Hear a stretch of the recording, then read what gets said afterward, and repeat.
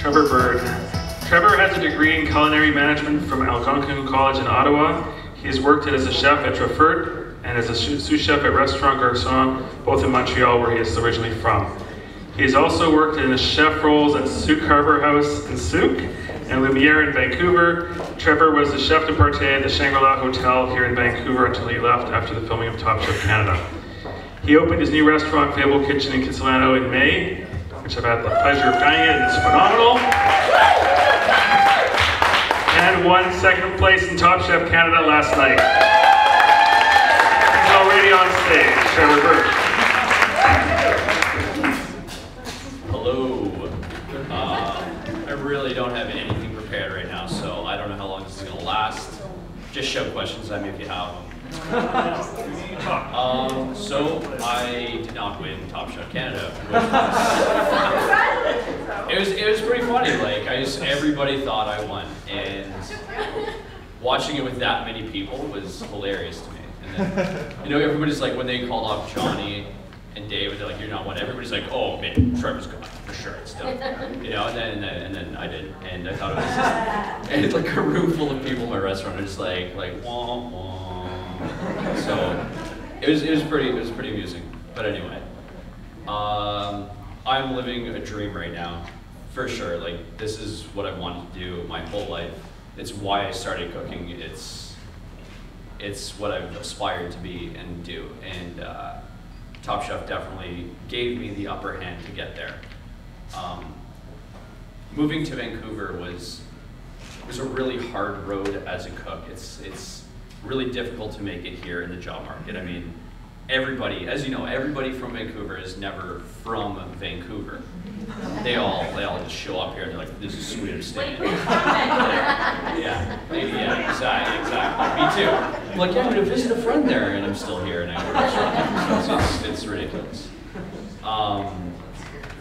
So it was also insanely frustrating because I see it in a lot of my cook friends and a lot of people in general that are here with so much potential to be awesome cooks or awesome at your job and whatever you do, but so many people have lived here for so long, and the population is getting bigger and bigger, that the job market, like, it's hard to make it out here. It's cutthroat. Like, I don't even know how to make it, I mean, shit. It was really fucking hard. I had this like dead-end job that I was like just cooking other people's food constantly, and I hated it, and I knew I was better than that.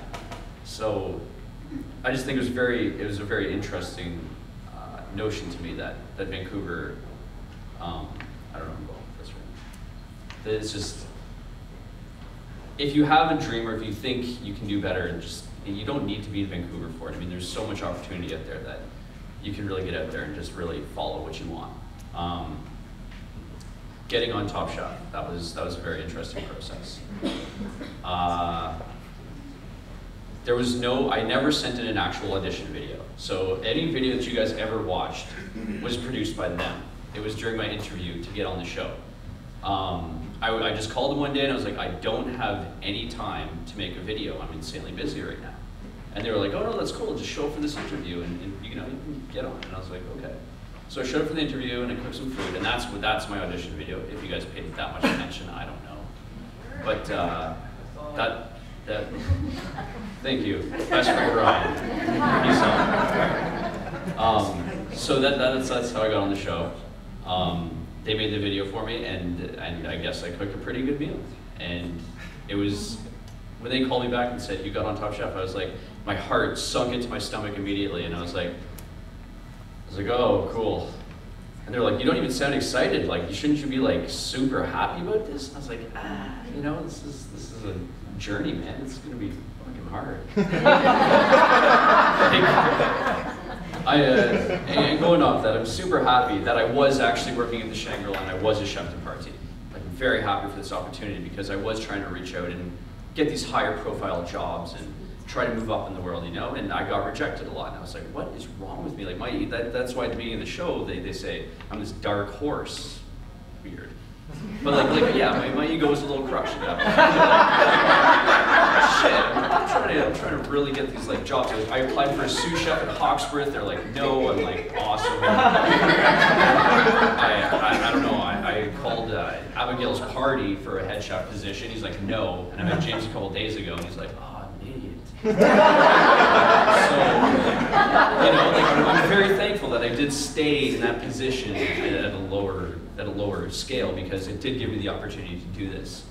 And I've had some amazing people surrounding me throughout this whole thing that have really helped me on my way, because my chef, Wayne Harris, at the Shangri-La was like, hey, you need those 6 weeks off to do this. He's like, I'm behind you. And I love him for it, you know, because if I did get that job at Hawksworth, or I did get that head chef position somewhere else, like, I never would have had the opportunity to do this.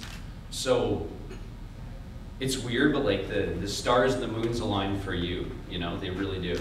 And it's just really interesting how life works out like that. Yeah, I don't know. I'm just really, like, when you look on things and you think things are hard and tough, it's like, just tough it out. It all happens for a reason, right? For sure.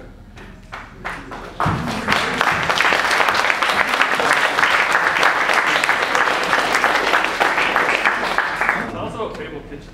Yeah, okay, so, all right, talking about the restaurant. On the show, having this amount of creativity outburst, like, I loved it. It was crazy. I haven't cooked like that in so long, just being like, hey, here are a little bit of parameters, go crazy. It was really, really cool. Yeah, just having that, like, being in the situation where recipes are emailed to you and you're just cooking a cookbook, basically, you know? Jean-Georges, like, cook this, cook that. For sure, you do learn a certain amount of things, but at some point, you gotta be like, all right, that's not for me anymore. And Top Chef was fucking wicked. It was, you had the pantry was stocked, like, anything you wanted, anything you could think of, it was right there. To, like, bring 10 ingredients, you know, whatever you want. So I brought those 10 ingredients and they were all there. Like, this is crazy. I don't need anything else, you know. Did I turn this thing on? No. So the creative output of everything really was like the second that the Restaurant Wars episode aired, I knew I was opening a restaurant, no matter what happened from that point. I was on the team with Carl, who's been a very good friend and a huge influence on Fable, for sure. Like, we had a lot of really good talks about it. We had a lot of really good ideas going between each other. And he is a complete farm-to-table chef, and I draw a huge inspiration from him. And honestly, that guy deserved to win. Really. He was incredible. Stop being so nice! I should have won! This is bullshit! I'm not here, I'm not What's with this dark horse now? There's this nice guy. Oh. He should have served his ice course with another course. It was bullshit, I know. Listen, this is what I'll say. The ice course was If that competition was primarily based on that meal, I fucking killed him. I'm sorry. Like, I knew everybody in that kitchen was watching me play, and they were just like, Jimmy constantly said to me the whole time, he's like, whatever, man, you got this, like, the whole time. And in my head, I was like, I'm never that cocky. I'm really not. And I honest to God, when I was standing there, I was like, I can't believe I just won. I can't believe this. Seriously, because like, I knew that meal was incredible, and it was one of the best meals I've ever cooked in my life. And Like, above the comment, they said, how much would they pay for it? And they said, whatever. Yeah. Yeah, it was nice, and it was very expensive as well. Because budgets don't exist on Top Chef. Like, they just don't exist. They're like, here's a bottle of wine. You're like, down into 1 milliliter. Awesome. Like, it was crazy. But when you look at Carl as a whole, I mean, he did very well. He won a lot of elimination challenges. He won a lot of money, and I drew a lot of inspiration from him. And I think that's what makes a Top Chef. So, kudos to that guy. Right? He will be in town this weekend, but whatever. We can all accost him then. But he did have a very passionate feeling about farm-to-table food, and I've always been super passionate about it as well. I just never really realized, because working in this kitchen where everything's just ordered from wherever you can get it from, or having these ingredients that are so unseasonal on your menu in January, tomatoes and strawberries, was terrible. And you know, I really wanted to push local, ethically sourced ingredients, and it goes a bit more important than just like saying, hey, it's local. It's about knowing that person that gives you your food. And Carl was a huge advocate for this, and I'll say it again, I drew a huge inspiration from that. I've always been super interested in how things are growing, how you should handle them. And like one time, one of my chefs at the Shangri-La that was over me asked, an onion grows in the ground, right? And I was just like, are you kidding me? How can I work for this? Like, this is... and it's just about creating the connection with your food and knowing the farmer that makes your food and his beliefs, you know? So I don't want to shove like food ethics down your throat, because that's not interesting. But Fable is heavily based upon that. It's like, and more so based upon the animals that I'm serving.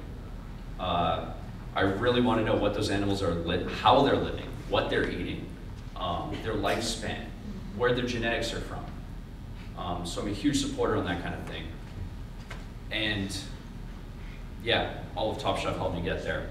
It's been one hell of a journey, and it's surreal that I'm standing here right now talking to you about my restaurant. That's We're glad crazy. to have you in Vancouver. Yeah.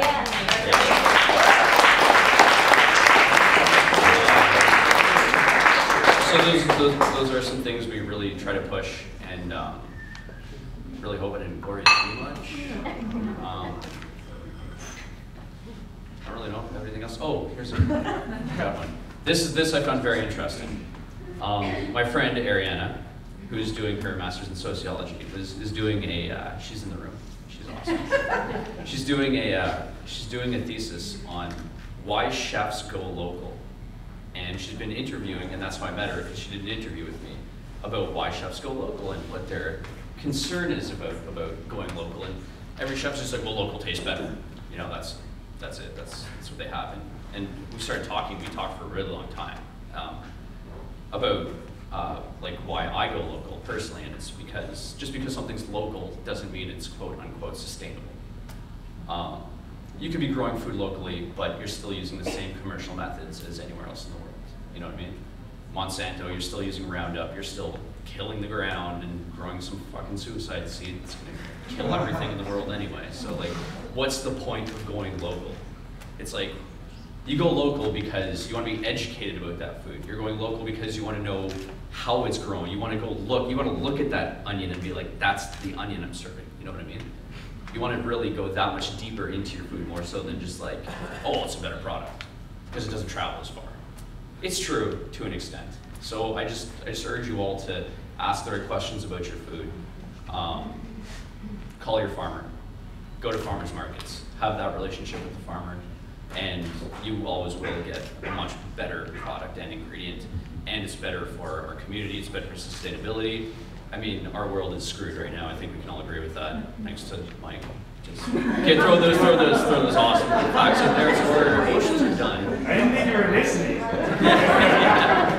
So I mean, it is better for all around, and yeah, thank you very much for allowing me to stand up here and talk.